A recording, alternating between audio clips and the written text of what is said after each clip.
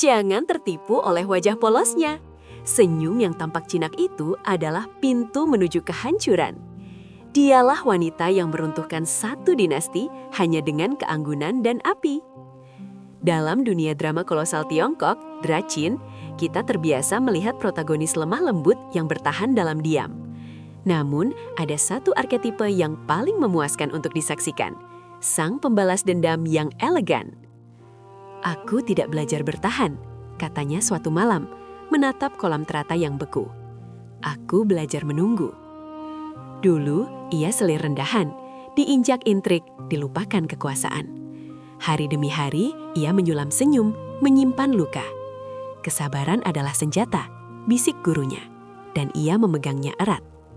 Ketika kaisar akhirnya memanggil, ia melangkah masuk dengan anggun. "Apakah kau membenciku?" tanya sang kaisar, setengah mengejek. Ia tersenyum. "Tidak, aku mencintai istanamu." Malam itu lentera-lentera menyala terlalu terang. Api menjalar dari paviliun ke paviliun. Cerit berubah doa. Ia berdiri di balkon, gaun sutranya berkibar. "Aku membakar istana ini untukmu," ucapnya pelan, "agar kau mengerti.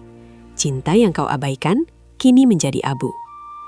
Inilah kisah transformasi paling brutal namun indah dalam sejarah fiksi kerajaan, ketika kelembutan menjadi topeng dan balas dendam tampil sebagai seni. Kita menyebutnya female rage, kemarahan perempuan.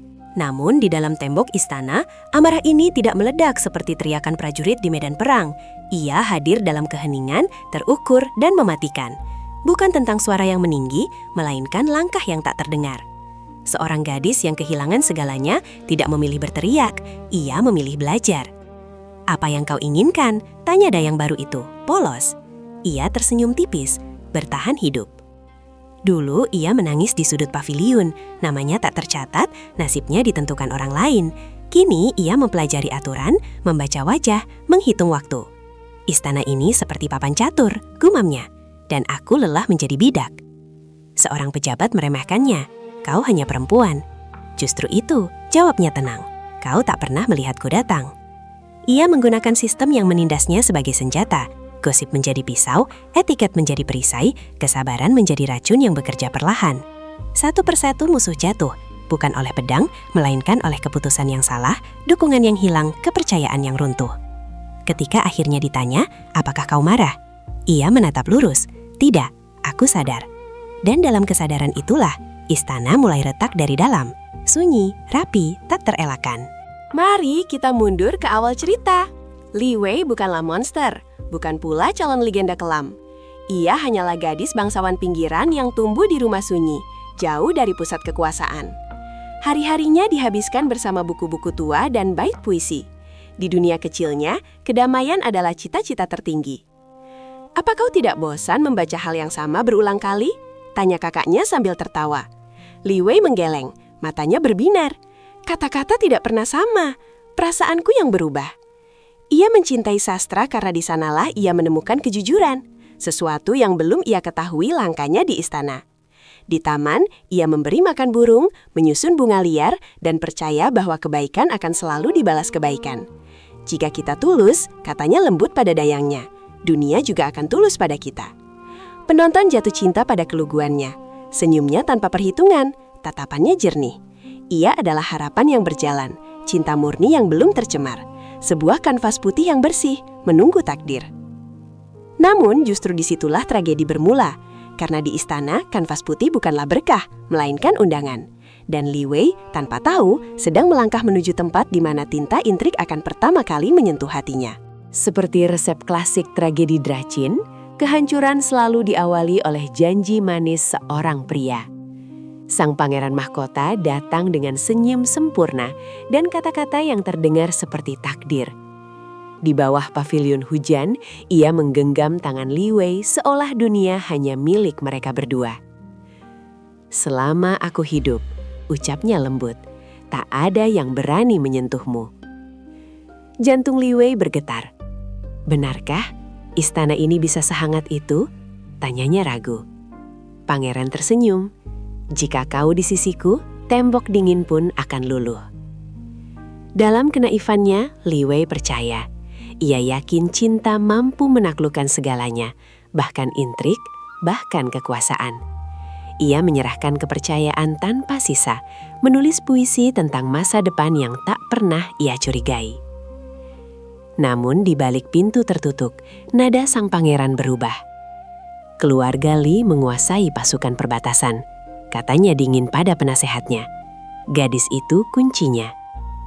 Dan perasaannya? Tanya sang penasehat. Perasaan bisa ditunda. Jawabnya singkat. Takhta tidak. Li Wei tak pernah tahu bahwa pelukan yang ia anggap perlindungan hanyalah jerat halus. Bahwa cintanya bukan tujuan, melainkan alat. Dan sejak hari itu, ia bukan lagi perempuan yang dicintai, melainkan pion catur yang telah ditempatkan di papan permainan kekuasaan. Namun, realitas menghantam tanpa ampun.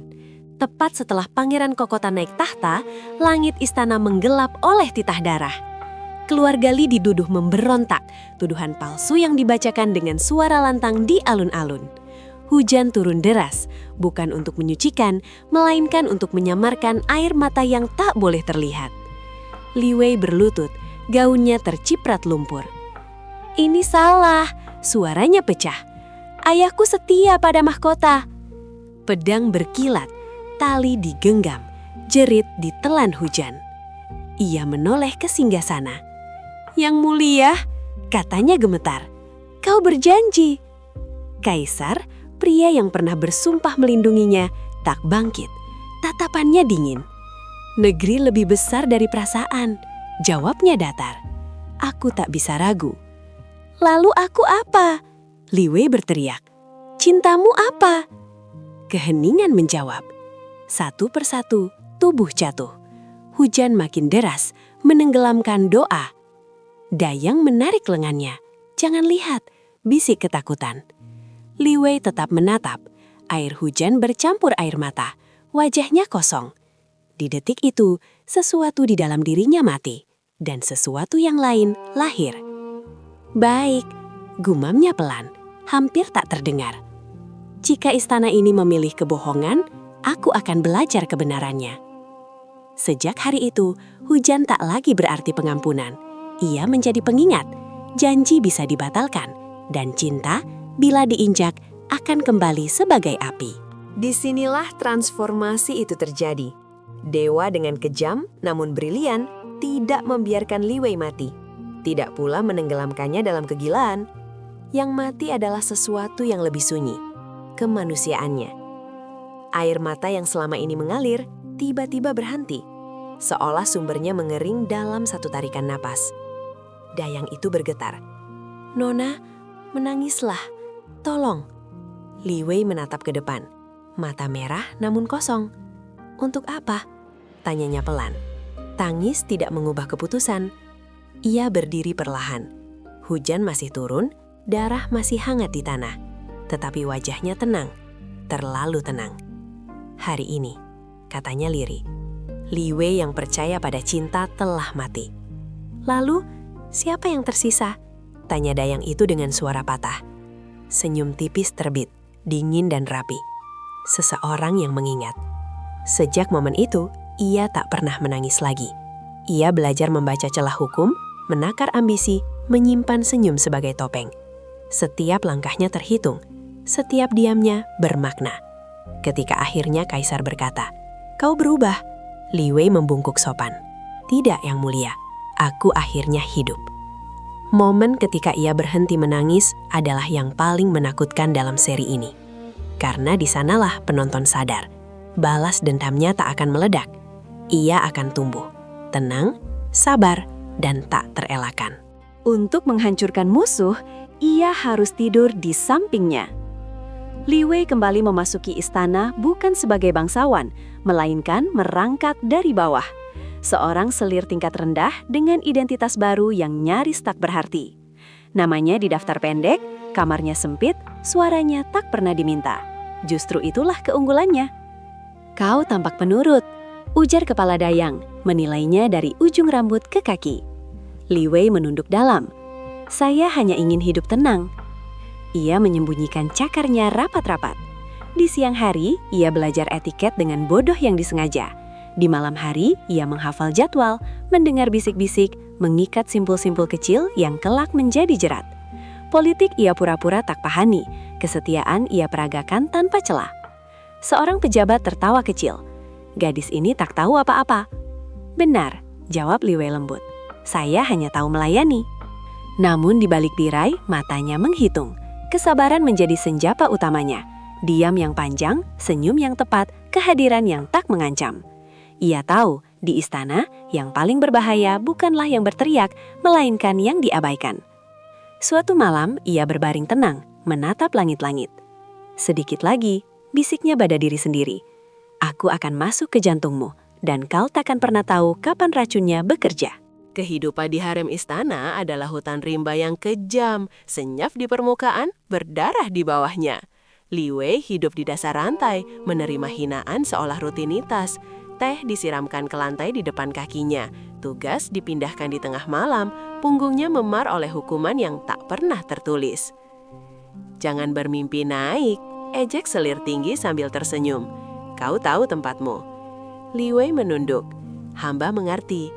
Cambukan ringan mendarat. Ia tak menjerit. Di kepalanya sebuah buku terbuka, buku dendam yang rapi, nama, wajah, kebiasaan, semua dicatat. Setiap luka adalah penanda halaman. Kenapa kau tak melawan?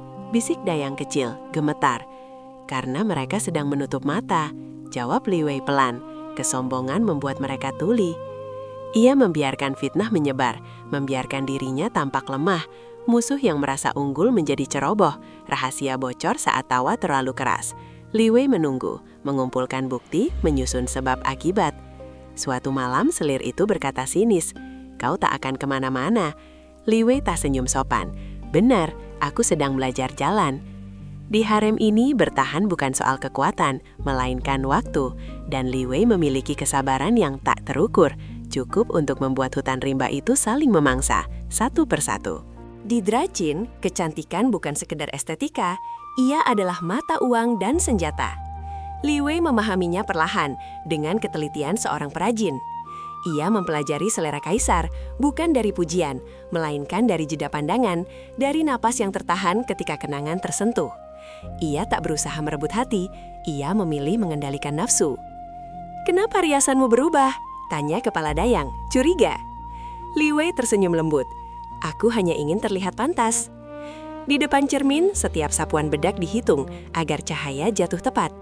Tinta alis ditarik halus, bukan tegas, membangkitkan bayang cinta lama yang pernah lembut dan hilang. Warna bibir dipilih untuk diam, bukan untuk bicara. Ia menata rambut sederhana, seperti masa lalu yang tak bisa diulang. Ketika kaisar memandang, ia terdiam. Kau mengingatkanku pada seseorang, gumamnya. Li Wei menunduk, suaranya rendah. Hamba tak berani. Tidak, kaisar mendekat. Jangan berubah. Di balik kelopak mata yang turun, Li Wei menghitung. Nostalgia adalah jerat paling halus. Ia tahu, rindu membuat orang lengah. Dan saat kaisar tersenyum pada bayangan masa lalu, ia tak sadar bahwa masa depan sedang disusun oleh seorang perempuan yang menjadikan kecantikan sebagai bahasa manipulasi paling sunyi. Momen pertemuan kembali itu dirancang dengan presisi dingin.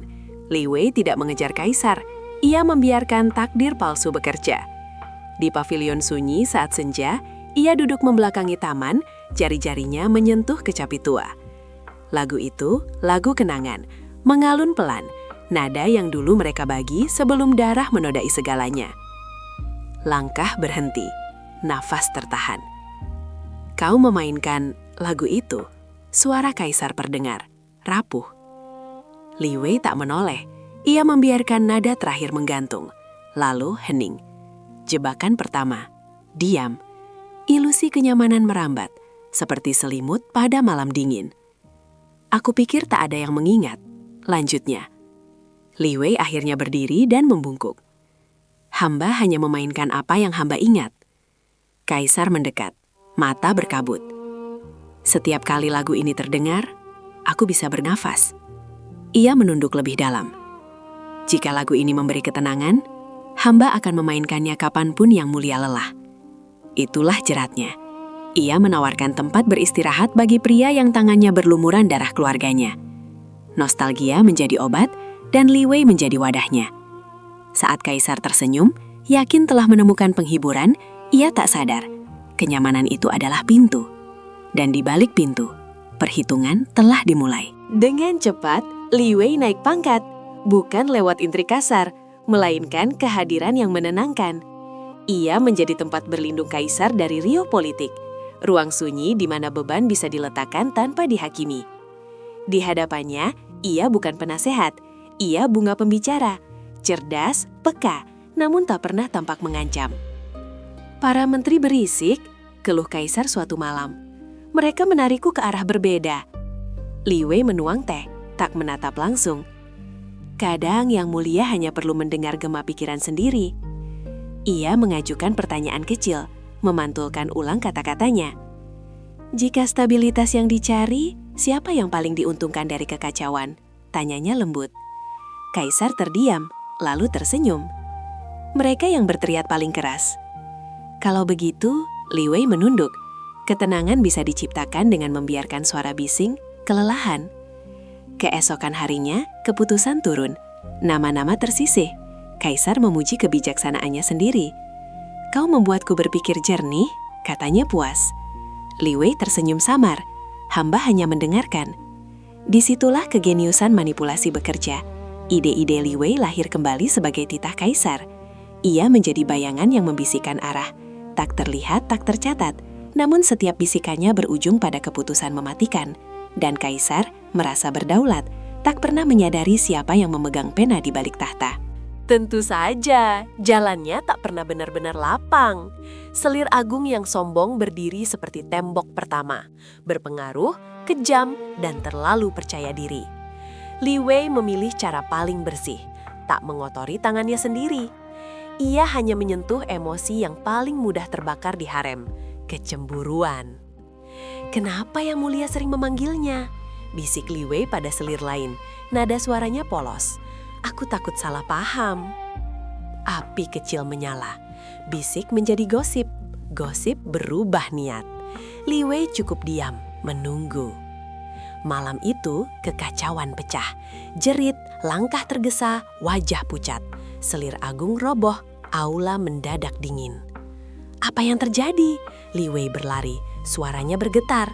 Tolong, panggil tabib. Ia yang paling keras berteriak ketakutan, paling dulu menangis. Kaisar memeluknya. Tenang, kau aman. Aku takut, isaknya. Harem ini kejam. Keesokan hari, keputusan jatuh. Penyelidikan menyasar ke arah yang jelas, kecemburuan antar selir. Li Wei menjadi korban yang perlu dilindungi, bukan tersangka. Di balik tirai, ia menutup mata sejenak. Satu nama dicorek dari buku dendam. Tanpa noda di tangannya, satu rintangan tumbang. Dan istana lagi-lagi memilih percaya pada air mata, bukan pada bayangan yang menggerakkan segalanya. Perhatikan perubahan palet warna kostumnya. Di awal, Li Wei dibungkus pastel lembut, putih susu, hijau pucat, seperti bunga lili lembah yang tak berniat melukai. Namun, seiring kekuasaan mengalir, warna itu memudar.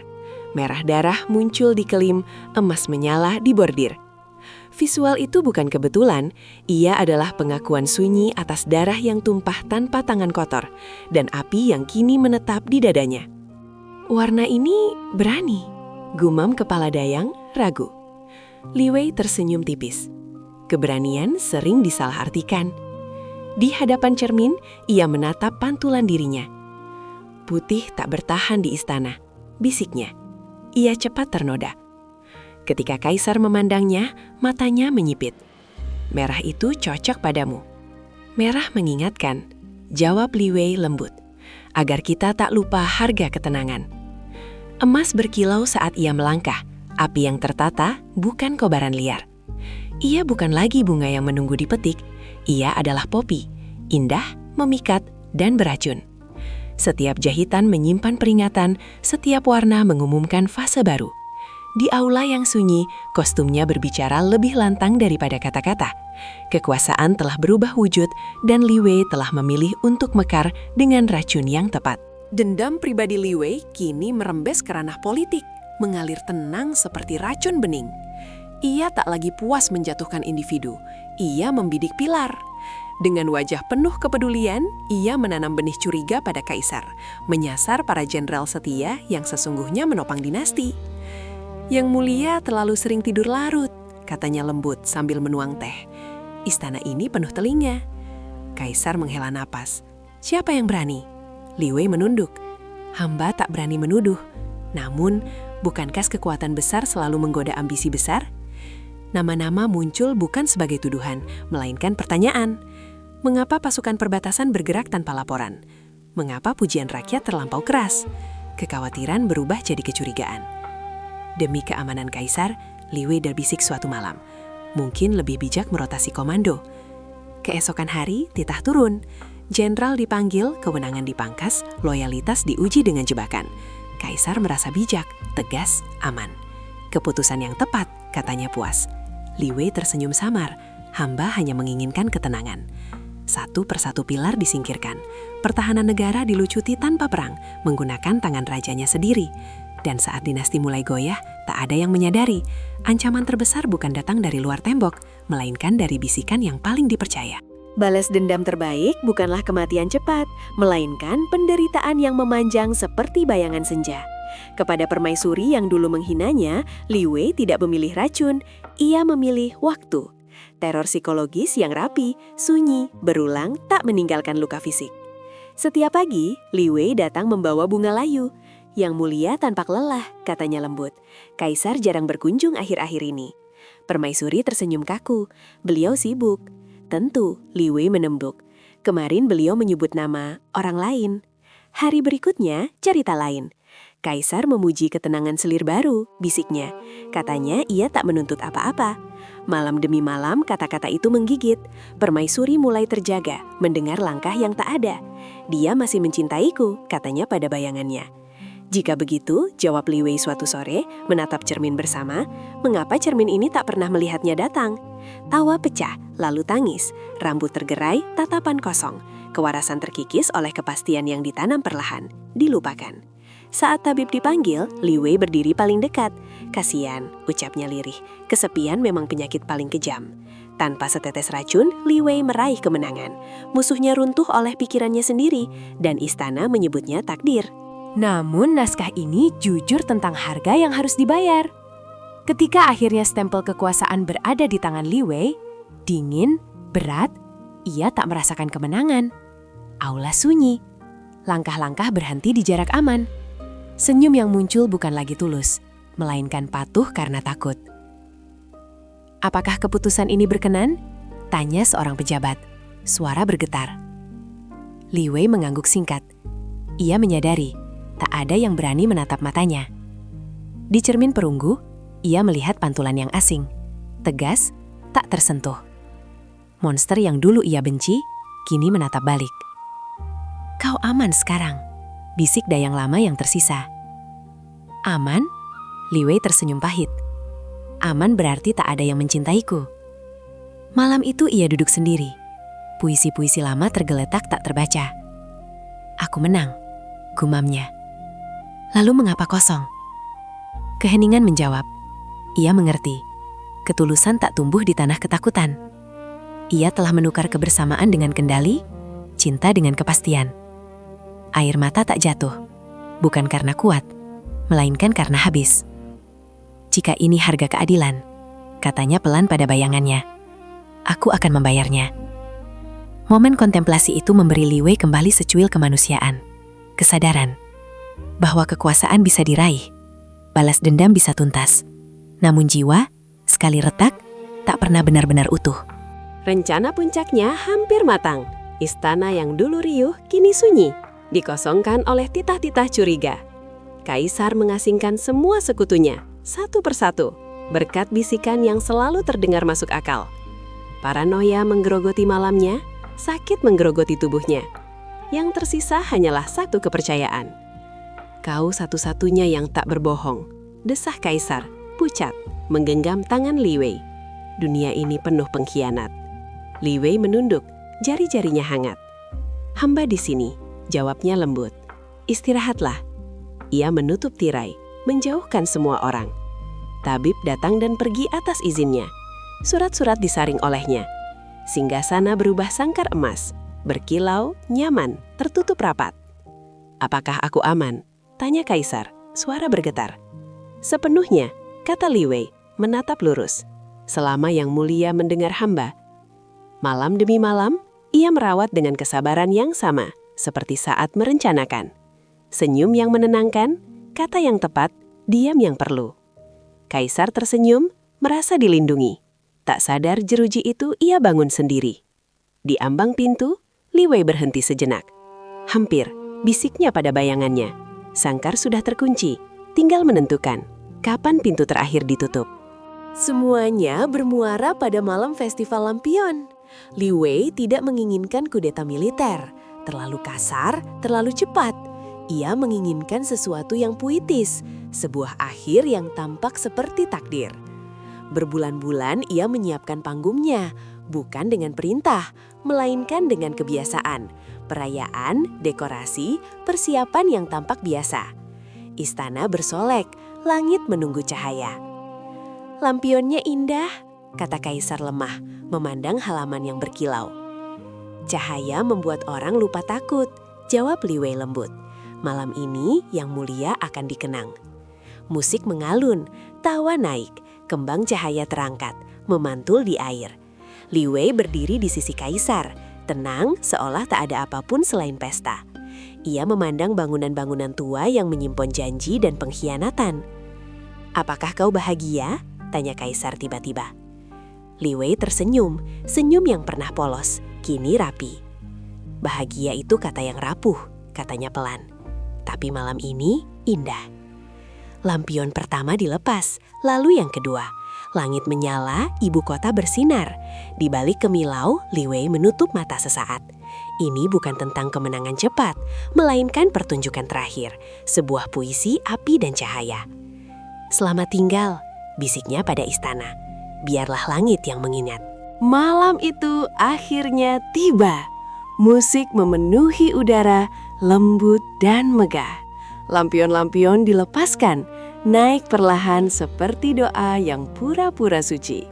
Anggur mengalir deras, tumpah ke lantai marmer bersama tawa para pejabat yang mabuk oleh cahaya dan janji kosong. Istana berkilau, tak menyadari ia sedang berpakaian untuk kematiannya sendiri. Kaisar terhuyung, mengangkat gelas tinggi-tinggi. "Untuk era keemasan," serunya. "Untuk kedamaian yang telah kita raih." Sorak menggema. Li Wei berdiri di sampingnya, tenang. Senyumnya muncul, senyuman yang sama seperti dulu ketika ia masih gadis lugu yang percaya pada cinta dan janji. "Apakah kau senang malam ini?" tanya Kaisar, mendekat, napasnya beraroma anggur. "Sangat," jawab Li Wei lembut. "Ini malam yang akan diingat." Kaisar tertawa. "Aku tak akan melupakan jasamu. Tanpamu, aku tak akan sampai di sini." Li Wei menatap langit yang dipenuhi cahaya. "Benar," katanya pelan. "Kau tak akan sampai di sini tanpaku." Lampion terakhir dilepaskan. Api kecil menyentuh sumbu yang salah. Jauh di bawah, sesuatu menunggu. Li Wei membungkuk sopan. "Izinkan hamba pamit sejenak?" "Pergilah," kata Kaisar, masih tersenyum. Ia melangkah pergi tanpa menoleh. Senyuman itu tetap tinggal, bukan lagi janji, melainkan salam perpisahan. Dan ketika musik mencapai nada tertinggi, takdir pun bersiap menjawab dengan nyala yang tak bisa dihentikan. Sebelum api dinyalakan, Li Wei memberi satu hadiah terakhir, kebenaran. Ia kembali ke sisi Kaisar, mendekat cukup dekat hingga bisikannya tak bisa dibantah oleh musik atau anggur. Wajahnya tenang, senyumnya mengendap seperti embun dingin. "Yang Mulia," katanya pelan, "hamba lupa memperkenalkan diri." Kaisar menoleh, alisnya terangkat. "Apa maksudmu?" Ia menyebutkan nama itu, nama asli, nama keluarga yang pernah dihapus dari catatan. Sebuah kata yang menusuk ingatan. Wajah Kaisar membeku. "Itu mustahil." "Mustahil bagi mereka yang hidup nyaman," jawab Li Wei lembut. "Bagi yang dikubur hidup-hidup oleh fitnah, nama adalah satu-satunya yang tersisa." Tangannya bergetar. "Jadi, semua ini bukan takdir," potongnya tenang. "Ini hukuman." Kaisar tersedak.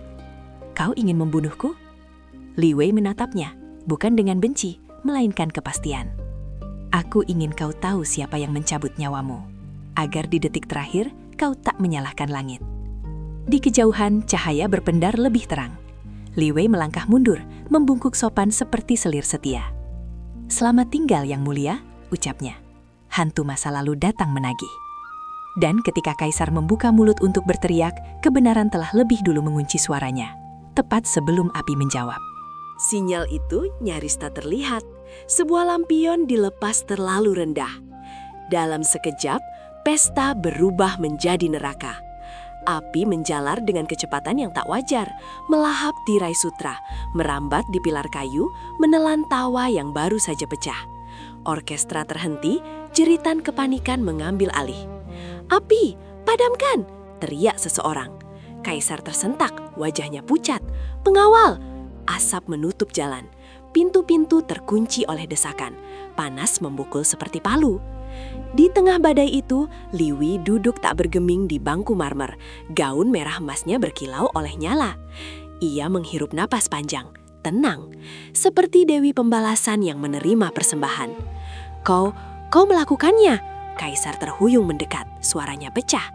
Li Wei menoleh perlahan. "Istana ini selalu menyukai cahaya," katanya lembut. "Aku hanya memberinya lebih." "Kenapa?" Batu Kaisar, matanya basah. "Karena setiap jeritan adalah jawaban," ujar Li Wei. Suaranya tenggelam oleh gemuruh api. "Untuk nama yang kau hapus, untuk keluarga yang kau bakar tanpa api." Balok runtuh, api menari liar. Li Wei berdiri menatap langit yang menyala melalui atap yang runtuh. "Dengarkan," bisiknya pada malam. "Inilah musik keadilan."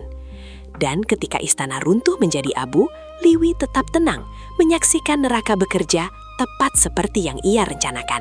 Kaisar yang perkasa kini merangkak di lantai marmer yang retak. Jubahnya terbakar di ujung, napasnya tersengal. Api memantul di matanya yang panik. Ia mengulurkan tangan yang dulu mengangkat titah hidup dan mati, kepada wanita yang ia kira mencintainya. "Li Wei, tolong!" Suaranya pecah. "Aku salah. Aku akan menebusnya. Li Wei berdiri diam. Wajahnya tenang, seperti air yang akhirnya berhenti meriak. Ia menatap tangan itu sejenak, bukan dengan benci, melainkan jarak. "Cinta tidak menebus kuburan," katanya pelan. "Dan janji tak menghidupkan yang telah kau bunuh." "Jangan tinggalkan aku." Kaisar meraih ujung gaunnya. "Aku sendirian." Li Wei menarik kainnya perlahan. Lalu, tanpa tergesa, ia berbalik badan. Gerakan itu sederhana, namun mutlak. Punggungnya menjadi dinding, simbol pemutusan yang tak bisa dirundingkan. Ia melangkah pergi, langkahnya mantap di tengah panas. Di belakangnya, Kaisar berteriak, memanggil nama yang kini asing baginya. Li Wei tak menoleh. "Aku tak lagi terikat," gumamnya, hampir seperti doa. "Bukan padamu, bukan pada cinta itu, bukan pada rasa sakit itu." Balok runtuh, api menutup jarak. Dan saat Li Wei menghilang di balik asap, yang tersisa hanyalah keheningan keputusan, bahwa pembebasan sejati kadang berarti meninggalkan, tanpa satupun tatapan terakhir. Adegan ini dikenal sebagai The Walk of Destruction. Li Wei berjalan pelan dan anggun di tengah reruntuhan yang menyala. Gaun merah emasnya berkibar seperti lidah api yang patuh. Atap runtuh, balok terbakar jatuh, namun langkahnya tak berganggu. Inilah puncak estetika female rage, kontrol total tanpa teriakan. "Api itu!" teriak seorang pelayan, tersungkur. Li Wei melewatinya. "Jalanlah keluar," katanya tenang. Api hanya mengejar yang lari. Asap menggulung, panas menghantam, namun wajahnya tetap dingin. Ia tak takut pada api, karena api di dalam dirinya jauh lebih panas. Api yang ditempa oleh kehilangan, disulin oleh kesabaran. "Kau tidak terbakar," suara gemetar menyapanya dari balik puing. Ia berhenti sejenak, menoleh setengah. "Aku sudah lama terbakar," jawabnya lirih. Malam ini hanya sisa abu yang menyusul. Ia melanjutkan langkah. Setiap tapak adalah pernyataan. Kekuasaan tak selalu berteriak, kadang ia berjalan, rapi dan tak tergesa. Api menyingkir seolah memberi jalan, di belakangnya istana runtuh menjadi kenangan. Di ambang gerbang, Li Wei menatap langit yang merah. Selesai, bisiknya. Bukan sebagai kemenangan, melainkan kendali. Lalu ia pergi, meninggalkan neraka yang patuh, dan membawa api yang tak lagi perlu membakar apapun. Simbolisme Phoenix, Feng Huang, berdenyut kuat di adegan ini. Burung suci itu harus terbakar habis menjadi abu sebelum mampu bangkit kembali. Li Wei memahami hukum itu lebih awal dari siapapun. Ia membakar istana sebagai simbol penindasannya.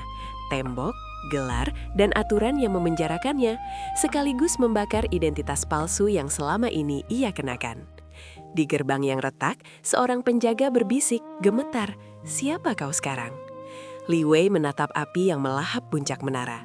"Bukan selir, bukan bayangan." Jawabnya tenang, "Nama hanyalah kulit." Asap naik, menutup langit. Panas menghapus jejak masa lalu. Ia melepas perhiasan satu persatu, menjatuhkannya ke abu. "Yang palsu harus selesai," katanya lirih, seolah pada dirinya sendiri. "Dan setelah ini?" tanya suara lain dari kegelapan. Li Wei menghela napas, panjang dan bebas. Setelah abu, udara. Ia melangkah keluar dari cahaya api. Di belakangnya, istana runtuh, bukan sebagai akhir, melainkan pembebasan. Seperti Feng Huang, ia tak menyisakan apapun untuk ditangisi. Yang tersisa hanyalah kemungkinan. "Lahir kembali," bisiknya pada malam. Bukan untuk membalas, melainkan untuk memilih. Dan ketika fajar menyentuh abu yang mendingin, Li Wei berdiri sebagai entitas baru, tanpa sangkar, tanpa topeng, tanpa hutang pada masa lalu. Bukan hanya bangunan yang runtuh malam itu, melainkan sebuah dinasti.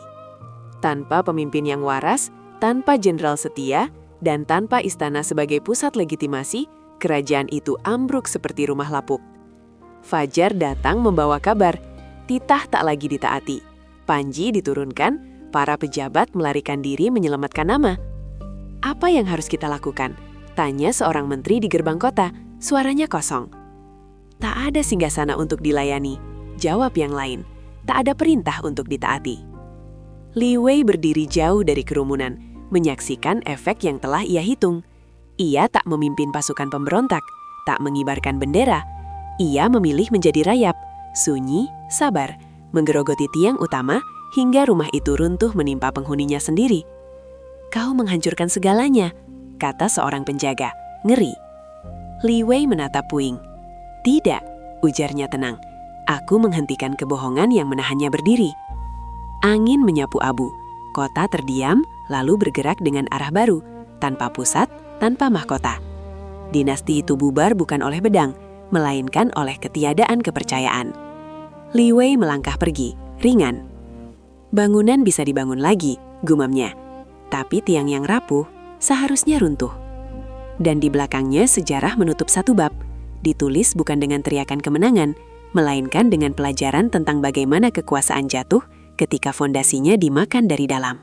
Keesokan paginya, kesunyian yang mencekam menyelimuti ibu kota.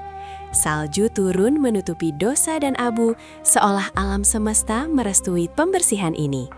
Tidak ada sorak-sorai kemenangan, hanya kehampaan yang tenang. Ini adalah tabula rasa, awal yang benar-benar baru di atas reruntuhan lama. Lalu, bagaimana dengan Li Wei? Dia tidak mengambil tahta untuk dirinya sendiri. Balas dendamnya bukan untuk kekuasaan, tapi untuk keadilan. Dia melepaskan semua atribut kemewahan yang selama ini menjadi baju zirahnya. Dia membuang emas dan permata, kembali menjadi wanita biasa. Tugasnya sudah selesai. Banyak penonton yang berdebat apakah dia harus mati atau hidup. Namun, ending di mana dia menghilang ke dalam kabut sejarah adalah yang paling puitis. Dia tidak membiarkan dirinya didefinisikan oleh trauma atau dendam selamanya. Dia memilih kebebasan, meninggalkan nama Li Wei dan legenda selir kejam itu di belakang.